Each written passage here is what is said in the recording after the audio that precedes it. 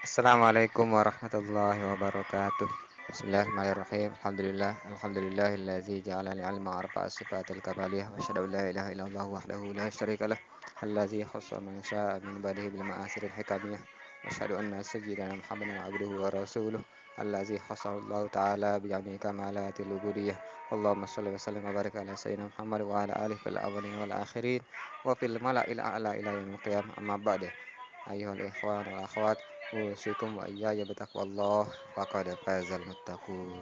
Pertama-tama kita panjatkan puji syukur kehadirat Allah Ta'ala dengan pujian yang setinggi-tingginya, yang paling pantas dengan keagungan Allah Ta'ala. Fa innahu la ya'lamu qudratuhu ghairuhu wa la yablughul wasifuna sifatahu. Dan dengan pujian yang terdalam yang pernah dimiliki oleh seorang hamba, dengan syukur yang terdalam yang pernah dimiliki oleh seorang hamba. Kemudian salawat serta salam kepada baginda Rasulullah SAW. Allahumma sholli wa sallim wa barik alaihi wa ala alihi wa ashabihi wa dzurriyyatihi. Semoga kita dimudahkan dan didekatkan dengan beliau sejak di dunia sampai akhirat nanti. Amin amin amin ya rabbal alamin. Nah, kita niatkan untuk penulis kitab Fathul Qorib dan matan Abi Suja ya. Nafa'anallah bihima wa bi ulumi bidarin amin. Al-Fatihah. Bismillahirrahmanirrahim. Alhamdulillahirabbil alamin arrahmanirrahim maliki yaumiddin iyyaka na'budu wa iyyaka nasta'in ihdinas siratal mustaqim siratal ladzina an'amta alaihim ghairil maghdubi 'alaihim waladdallin. Amin. Khair, kita ulang sedikit nih. Kemarin Ana agak lupa sampai mana. Kita mulai dari cepat-cepat aja. Summa zakarul musannif. Kemudian musannif menyebut annahu mas'ulun fi tasnifin, bahwa dia diminta, mas'ulun diminta fi tasnif hadzal mukhtasar, diminta membuat mengarang kitab ringkasan ini. Biqaulihi, dengan katanya sa'alani, meminta kepadaku, memintaku, ai talaba minni. Jadi sahabat beliau Abu Suja meminta kepada beliau Abu Suja untuk membuat ikhtisar. Ba'du asdiqai, siapa yang minta? Sebagian temannya. Jam'u sadiqin, jamak dari sadiq. Wa qauluhu, dan katanya, kata musannif, hafizahumullahu taala, jumlatun du'aiyah. Ini yang kemarinnya jumlah du'aiyah. An amala muhtasan, supaya aku membuat ringkasan. Wa huwa, dan dia maqalla labzu wa qasra ma'nah. Oh ya, ini udah kemarinnya, kita lompat. Alamat bil Imam Syafi'i. Khair, ini Syafi'i sudah kemarin dilahirkan di Gaza, Palestina. Wa minha, dan diantaranya, di antara tujuannya dibuat kitab ini, ditulis kitab ini begitu ya, termasuk Abu Suja, kitab Abu Suja, takrib maupun sarahnya Fathul Qorib ini, annahu yakrubu alal muta'lim, bahwasanya yakrubu alal muta'lim, mendekatkan, mendekat bagi seorang muta'alim, pelajar itu, kepada darsuhu, untuk mempelajarinya. Yakrubu lil muta'allimi ilfuru ilfikhi.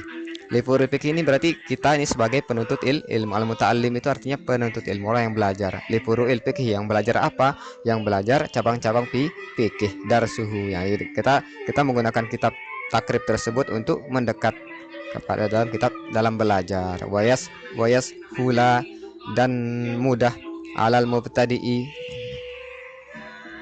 bagi mubtadi, orang yang pemula. Ya, jadi anak jadi ingat sound TikTok itu ya. Ajarin anak masih pemula. Alaku. Al-mubtadi hifzuhu, menghafal. Jadi matan takrib itu, matan Abi Suja atau matan Al-Ghaiyat takrib itu untuk dihafal oleh pemula. Man hafizal mutuna lal funun, katanya. Siapa yang menghafalkan matan, dia akan memperoleh pan dari ilmu tersebut. Hafal matan fikih, insya Allah kita diberikan penguasaan dalam fikih.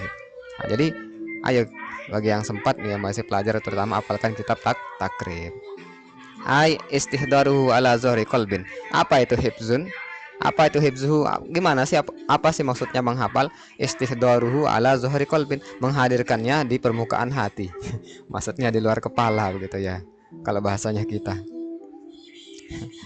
Dari dasar dari hati. Jadinya kita itu bukan dari anzohril kita, bukan dari kitab, tapi dari hati. Udah ada di hati kita, tinggal kita baca begitu maksudnya nih. Untuk siapa? Liman yarghabu fi hifzi mukhtasarin fil fiqhi. Liman yarghabu, siapa yang suka. Ya, kalau rogiba fi yarghabu fi, nah itu ini bahasa Arab nih. Rogiba fi artinya cinta, senang. Tapi kalau rogiba anhu artinya benci. Sama-sama rogiba tapi kok bisa kebalik, begitulah bahasa Arab ya. Kalau yarghabu fi hifzi, cinta, suka menghafal, mukhtasar fikih. Jadi di antara kita ini beliau asumsikan ada sebagian kita yang suka menghafal ringkasan dalam fikih. Nah, ya Gopupi. Jadi beliau menulis takrib. Jadi ulama kita Abu Suja itu menulis takrib untuk dihafalkan. Wasa'alani aidan ba'du asdiqai. Nah, kata beliau, dan memintaku oleh sebagian teman-temanku an uksira fihi, untuk aku perbanyak di dalam sana, di dalam kitab takrib tersebut. Nah, berarti Fathul Qorib juga ya. Nah, inilah ciri-ciri dari Fathul Qorib tadi. Dia ringkas dia. Jangan harapkan ada rincian tentang sholat, apa tadi menghadapkan mayit tadi, kayak menghadap kiblat gitu ya. Kita tidak bakal menemukan penjelasan tentang apa tadi itu sholat kodok untuk orang yang sudah meninggal, karena dia ini kitab dasar, kitab ringkas. Nah, itu cirinya juga. Fathul Qorib juga seperti itu. Fathul Qorib dia menjelaskan lapas-lapas kitab takrib. Mungkin ada lapas yang tidak kita pahami, itu dijelaskan. Khair, itu maksudnya nggih.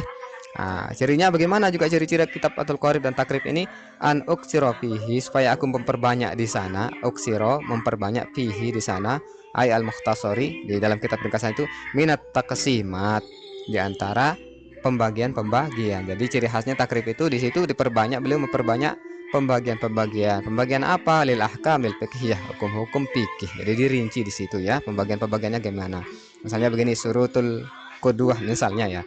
Syarat kita mengikuti imam ada berapa begitu ya. Itu maksudnya pembagian. Wa min hasri, dan pembatasan. Hasr itu pembatasan, ayat dabtil khisol, atau dia menetapkan perkara-perkara al-wajibati wal mandubati wa ghairihima. Dabtin itu menetapkan ya. Dabtun itu kalau dalam bahasa, secara dalam bahasa kamusnya, bahasa umumnya itu menetapkan, mengepaskan begitulah ya. Jadi tidak berubah gitu ya. Dabt udah didapat begitu ya. Al-hisol itu perkara-perkara al-wajibat yang wajib, wal mandubah yang dianjurkan, sunnah, wa ghairih dan sebagainya.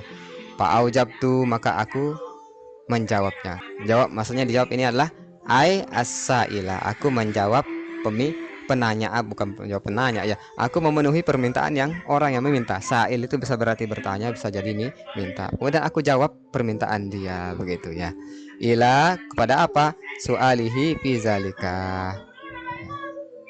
Taliban listawab, aku jawab ila su'alihi, kepada permintaannya, fi zalika, dalam hal tersebut, dalam itu gitu. Taliban, aku mencari, aku menjawab itu untuk mencari apa? Listawab, pahala, minallahi ta'ala, dari Allah ta'ala, jazaan, sebagai balasan, ala tasnifi hadzal mukhtasar, sebagai balasan dalam membuat kitab hadzal mukhtasar, ringkasan ini. Rogiban, berharap, ilallah, kepada Allah subhanahu wa ta'ala. Akhir fil i'anati, dalam membantu, mimpadlihi. Jadi dia mengharap rogi, apa yang dia harapkan? Dia mengharapkan Allah Ta'ala itu bagaimana dia harapkan? Fil i'anah, semoga Allah itu memberikan bantuan dalam membuat ringkas, menulis kitab ini, kata beliau. Mimpadlihi, dari karunia-Nya. Jadi ulama itu saking merendahnya. Apa sih bedanya ulama sekarang zaman dulu? Kadang-kadang kan kita ngeremehin, lebih kayak lebih pintar profesor zaman sekarang dibanding ulama dulu, makanya kita remehkan. Ulama zaman dulu ikhlasnya luar biasa, solehnya luar biasa. Jadi ketika mereka menulis kitab, walaupun esensinya itu mirip-mirip, tapi beda nilainya. Nah, itu sebabnya kita selalu merujuk kepada ulama soleh zaman dulu, salafus soleh atau khalafus soleh. Khalaf juga boleh, tapi dia soleh. Tidak bisa kita bedakan dengan Pak Profesor. Nah, dulu tuh lama sangat menjaga dirinya. Bahkan seperti Imam Sayuti itu, beliau itu seringkali didatangi oleh para umaro, para sultan ya. Dibawakan harta 1000 dinar, berapa dinar itu dalam Anda baca di Muqaddimah Al-Iqna ya, Al-Iqna karya Imam Sayuti, kitab usul tafsir ya. Beliau itu sangat populer di zamannya karena memang kakek beliau seorang ulama Mesir ya. Ayah beliau seorang ulama, beliau juga seorang ulama yang besar. Dan beliau sangat besar karomahnya. Beliau meninggal ketika ada seorang mempergoki beliau sedang menulis kitab, dan sebagai lentera penerang menulis itu, beliau menggunakan jari telunjuknya yang kiri. Jadi jari telunjuknya itu nyala kalau Imam Sayuti itu karomahnya, dan beliau sangat ketakutan buat diketahui, itu ulama. Nah, lalu sekarang kita mau membandingkan Imam Sayuti dengan Profesor A, begitu kan beda.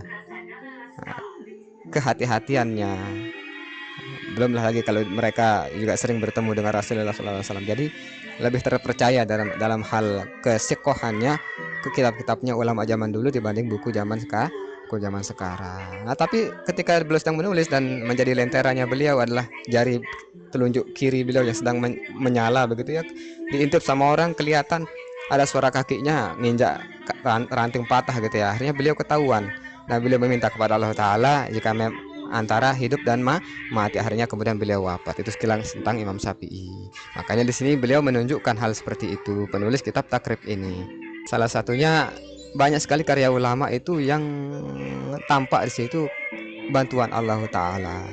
Ada kitab Faraid ditulis oleh Mas Syekhuna ya, Maulana Syekh Zajanuddin. Beliau menulis kitab itu satu malam. Namanya awalnya kitab Faraid ini akan dinamakan oleh beliau Bintul Lail karena semalam beliau menulisnya, dan itu dalam bentuk syair ya.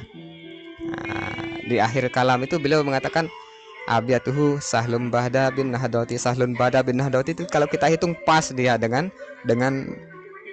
syairnya tersebut, jumlah syairnya tersebut. Dan itu susah sekali kalau beliau bukan seorang waliullah. Makanya para ulama ini kebanyakan rata-rata ya para waliullah, walaupun beliau sendiri mungkin tidak menyadari. Ada yang menyadari dirinya sebagai waliullah, ada yang tidak. Tapi banyak sekali antara mereka yang diberikan karomah kemuliaan oleh Allah Ta'ala. Itulah ulama nih. Itu berkahnya membaca kitab ulama. Ala tamami hazal mukhtasar. Aku mohon karunia dari Allah, bantuannya begitu ya. Ala tamami, untuk menyempurnakan hazal mukhtasar, ringkasan ini. Wafit taufik, dan aku berharap juga taufiknya alis sawab, kepada yang benar tuh. Nah, kita kan enggak ya nulis apa, kalau kita nulis skripsi apa itu kita rinci apa sih namanya, bukan daftar pustaka, apa sih namanya, lupa. Bukan daftar pustaka, kajian terhadap buku-buku yang sudah ada sebelumnya begitu. Apa sih, tinjauan pustaka ya namanya. Nah, tapi yang seperti ini jarang kita lakukan. Harusnya kita mengatakan dan ujamkan dalam hati kita bahwa kita mengharapkan taufik lis shawab, supaya kita itu kalau nulis itu benar, jangan keikut nafsu kita. Itu kalau kita dengar Profesor Qores Shihab, contohnya beliau seorang yang soleh termasuk. Beliau pernah suatu kali bingung masalah tafsir, sampai beliau nyari ke perpustakaan mana tidak ketemu. Akhirnya beliau skip yang itu. Tapi suatu hari beliau megang kitab yang tidak ada kaitannya di perpustakaan, dan di situ ketemu jawabannya. Nah, hal seperti itu banyak dialami para ulama. Ya, itu pun seperti Pak Profesor Qores Shihab, apalagi ulama Pak zaman dahulu yang soleh. Itu mereka, kalau kita bisa bilang mereka itu ada dalam jaminan taufiknya Allah Ta'ala. Beliau mengharap taufik lis shawab, supaya diselaraskan. Nah, taufik itu wafaqo yuwaffiqu taufikon, diselaraskan, diluruskan kepada hal yang lis shawab, kepada yang benar. Wahwa biddul khoto, shawab itu kebalikan dari khoto. Innahu ta'ala, bahwa sungguhnya dia Allah Ta'ala alama yasha, atas apa yang dia kehendaki. Yurid, yasa itu sama artinya dengan yurid, kata beliau qadir. Nah, jadi atas segala sesuatu Allah itu qadir, maha mampu. Qadir sama. Kalau qadir itu isim apa sih namanya, lupa, isim kalau qadir mampu, kalau qadir artinya sangat mampu gitu ya. Ada arti tablik mubalaghahnya di situ. Seseorang yang benar-benar mampu. Alimun mengetahui, alim sangat mengetahui begitu. Wa bi ibadihi latifun khabir, dan kepada hambanya Allah itu latif, maha lembut, teliti. Latif itu bisa berarti lembut, teliti. Ibaratnya kita tepung itu lembut dia dibandingkan dengan gula, itulah latif. Berarti tepung itu latif, lembut, baik sifatnya maupun teksturnya, itu namanya latif, rinci. Makanya penjelasan kita kalau rinci disebut latif juga. Khabir, maha mengetahui, bi ahwali ibadihi, dengan keadaan hamba-hambanya. Wal awalu, dan yang pertama muktabasun min qaulihi ta'ala. Muktabas itu kita mengutip apa sih namanya, iktibas itu mengutip dah intinya ya, mengutip firman Allah Ta'ala untuk dijadikan kata-kata kita, itu namanya iktibas. Misalnya kita dalam ini namanya apa sih namanya, sami'na wa ata'na begitu. Alas sami wa ta'ah. Nah, itu juga termasuk iktibas, ada dalam kalau tidak salah dalam hadis. Nah, muktabasun yang terambil dari min qaulihi ta'ala, dari firman Allah Ta'ala, Allah latifum bi ibadih. Nah, jadi beliau di sini kata-kata dari Abi Suja ini, Latif Khabir, itu diambil dari firman Allah ini, itu maksudnya nih, muktabas. Surat Asy-Syura ayat 19. Nah, ini cetakan ini ada keterangannya, itu surat Asy-Syura ayat 19 tadi. Wasani yang kedua min qaulihi ta'ala. Nah, iktibas yang kedua, nah, Imam Abi Suja itu mengambil kalimat dari mana? Qauluhu al-hakimul khabir. Nah, jadi itu menjelaskan dari mana sih kata-kata wal latiful khabir. Itu surat apa nih? Ta'liq di bawah suratul An'am ayat 18.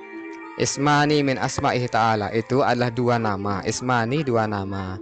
Min asma'ihi, dari nama-nama dia siapa? Allah Ta'ala. Wa manal awwali, dan yang makna yang pertama al-alimu bidaqaiqil umur. Nah, ini dia ini. Nah, makna al-latif itu apa sih? Al-alimu, mengetahui, bidaqaiqil umur, dengan perkara-perkara yang rinci. Daqaiq itu lembut, makanya dakik itu kalau orang Arab itu namanya tepung. Nah, kita dakik ya.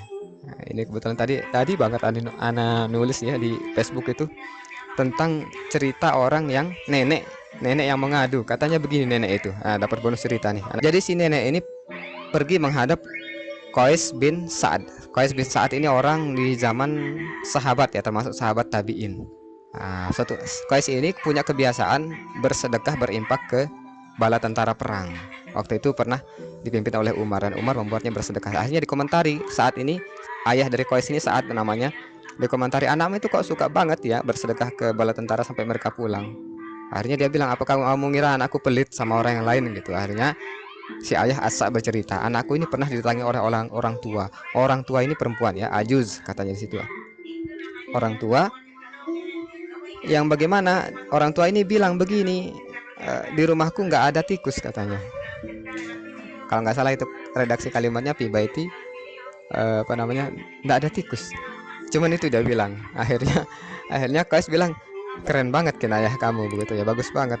Akhirnya berilah dia dakik, itu diantaranya tepung. Akhirnya diberikan makanan, minyak dan sebagainya. Di situ ada kata-kata dakik. Sedikit cerita tentang itu. Saking dermawannya si Qais bin Sa'ad bin Ubadah. Anak ingat karena tadi nulisnya, bukan berarti anak ingatannya bagus ya, anak ingatannya lemah. Tapi kebetulan tadi ditulis. Nah, itu sedikit cerita tentang kedermawanan. Ini anak cerita ini soalnya ada teka-teki. Jadi teka-tekinya begini. Si nenek ini cuman bilang, di rumahku ndak ada tikus. Cuman dia bilang gitu, tapi Qais ini pinter. Oh, maksudnya kalau ndak ada tikus berarti ndak ada makanan. Saking miskinnya. Akhirnya dijawab, ini yang posting ini di Facebook jawabnya begini, potong lidahnya nenek itu gitu ya. Maksudnya potong lidahnya, hentikan dia bicara dengan memberi hadiah. Padahal itu riwayatnya keliru nih. Padahal yang ditemui itu tidak pernah berkata begitu. Tapi di lain cerita itu ada seorang wanita namanya Laila bin Laila namanya, pokoknya pandai bersair. Dia mendatangi Al-Hajjaj. Kemudian Al-Hajjaj ini dibacakan syair. Dia menceritakan tentang dirinya dan kaumnya dalam keadaan kesusahan dan banyak yang sudah tua begitu ya. Dia membaca syair. Akhirnya dia bilang apa ke pengawalnya Al-Hajjaj, bawa dia dan potong lidahnya begitu. Akhirnya Laila bilang gini ke pengawal tersebut, goblok kamu, wailaka katanya, celaka kamu. Dia maksudnya itu bukan motong lidah aku pakai pisau, tapi pakai hadiah. Akhirnya dia diberi 100 asarota alafi dinar, kan 100 dirham, alafu 100 dirham. Jadi ini ada dua cerita yang digabungkan di medsos ya. Cerita nenek tua yang berkinayah dengan mengatakan bahwa di rumahku ndak ada tikus. Padahal maksudnya saking ndak ada makanan di rumah sampai tikus pun ndak ada begitu. Akhirnya dijawab dengan lain cerita, padahal ya ini rancu riwayatnya, tapi udah kadung terekspos di medsos suka begitu kan. Nah, dijawab oleh Al-Hajjaj, potong lidahnya begitu. Ada dua teka-teki. Jadi nenek yang berkata di rumah tidak ada tikus, kemudian dia Al-Hajjaj yang mengatakan potong lidahnya, dua teka-teki. Nah, ternyata maksudnya nenek itu tidak punya makanan apa-apa, sedangkan Al-Hajjaj berkata begitu maksudnya hentikan dia bicara, berilah dia hadiah begitu. Ini bonus doang nih, karena ini besok kita masuk pembukaan. Kita lanjut ke bagian akhir. Jadi dakok ilmu wa muskilatiha, dan masalah-masalah yang rumit. Nah, jadi namanya latif. Apa arti latif? Besok ditanya sama pak gurunya.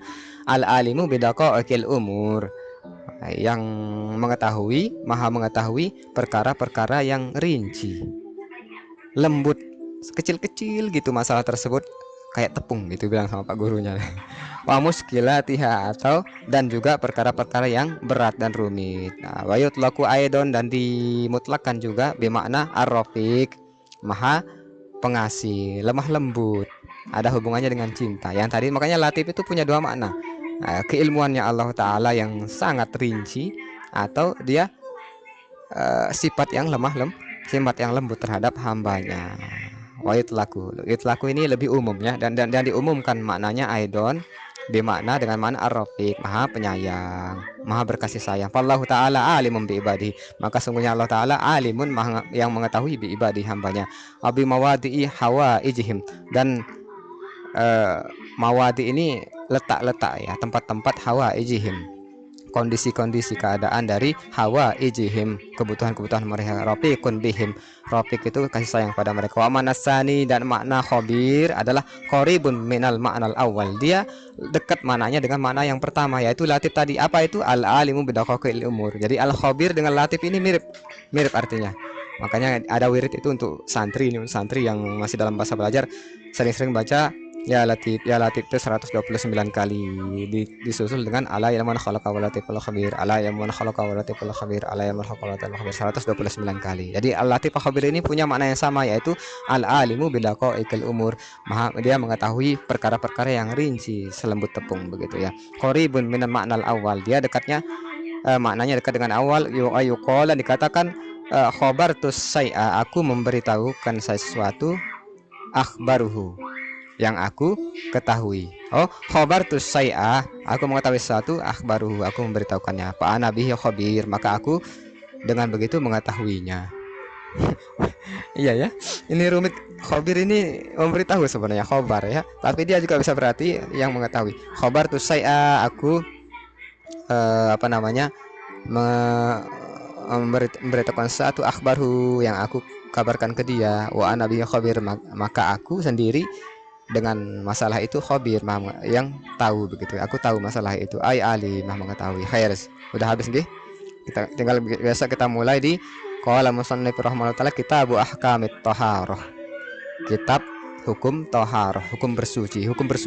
Besok hukum bersuci ini rumit. Ana termasuk dulu yang berat banget mempelajari ini. Beratnya bagaimana pengamalannya, was-was dan sebagainya, gimana membasuh cicak, gimana kalau ayam di bak mandi kita, dan seterusnya. Banyak sekali muskil yang berat-berat banget, dan itu jalan keluarnya cuma satu bagi orang yang terlalu khawatir, itu kita mengambil pendapat-pendapat yang meringankan, pendapat yang lebih ringan. Misalnya contohnya tai ayam itu tidak najis, ada itu nanti kita jelasin nggih. Walaupun tidak ada di kitab ini, insya Allah kami masukkan juga supaya menjadi solusi bagi kita yang kesusahan. Masalah kaki anjing gimana kalau dia lewat, sedangkan kalau kita nyucinya repot gitulah ya. Terus gimana caranya begitu nggih. Nah, insya Allah disimak, mudah-mudahan Allah membimbing kita semua termasuk anak pribadi. Semoga Allah memberikan anak taufik kepada kebenaran ya, seperti kalam ulama tadi. Amin amin alamin. Kita doa dulu. Allahumma tahalina futuhal arifin faqihna fid din.